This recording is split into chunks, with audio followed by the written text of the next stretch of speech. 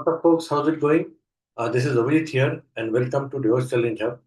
So let's start with today's interview question. And today's interview question is, what is a dead letter queue, DLQ, and when would you use it? So dead letter queue is a special SQS queue where failed messages go. Let's say for message keep failing, and instead of looping forever, it will be sent to DLQ.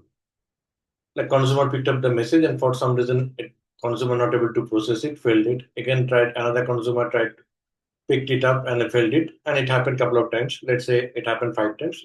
So after that, it has some at some point of time it has to stop. Otherwise, this particular message or particular object will poison the whole system, right?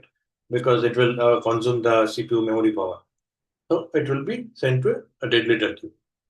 And why it's sent to dead letter queue? So that engineer can pick it up and later investigate why it failed, what was the issue. So it's like a rejected items basket kind of thing. So in the DLQ is like a rejected items basket in a factory.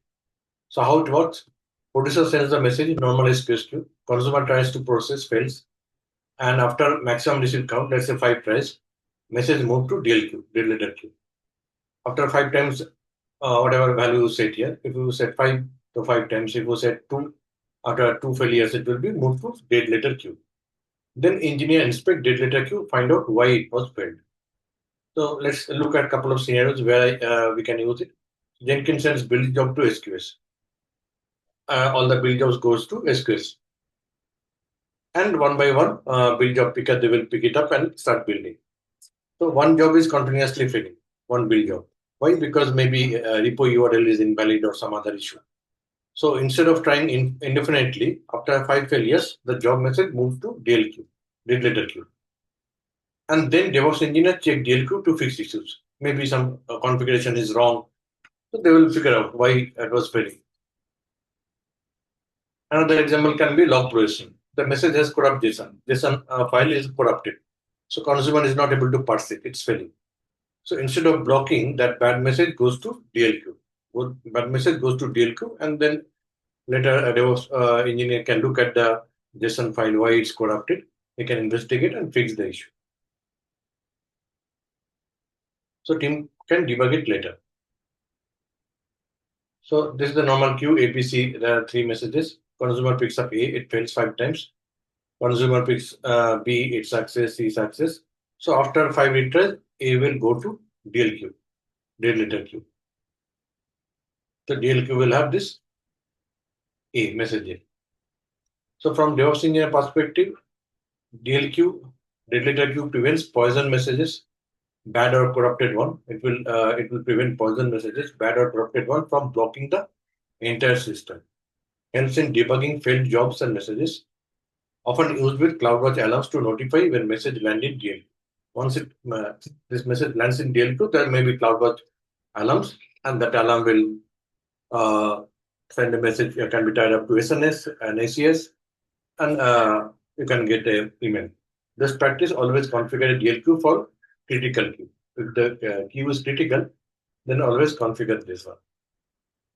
So dead letter queue, it's a quarantine queue where failed messages are sent after multiple retries, so they don't block the main system. Now let's go to this quiz. You can pause the video and try to answer so that you can see whether you have understood the concept well.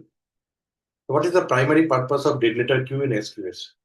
To permanently store all processed messages, to hold failed or unprocessed messages for debugging, and automatically fix corrupted message. So answer is B.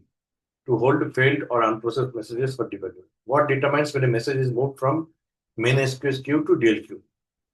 Message retention between timer consumer failed to process more than max receipt count. So answer is C.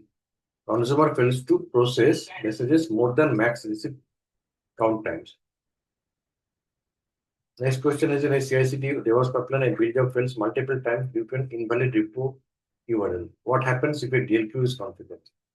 So this failed job message will be moved to DLQ after retry threshold. Right? So answer will be C.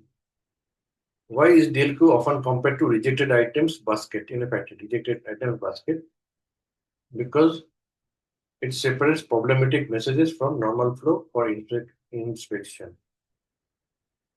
Right? C. So that's it for today. Hope you like this video. Please like, share, and subscribe to my YouTube channel, and also follow my LinkedIn page, DevOps Challenge Hub. I post quiz contest daily. You can participate in that. And also subscribe to my communities. I post daily jobs update and career tips, interview tips. And thank you for watching this video. See you again in the next video.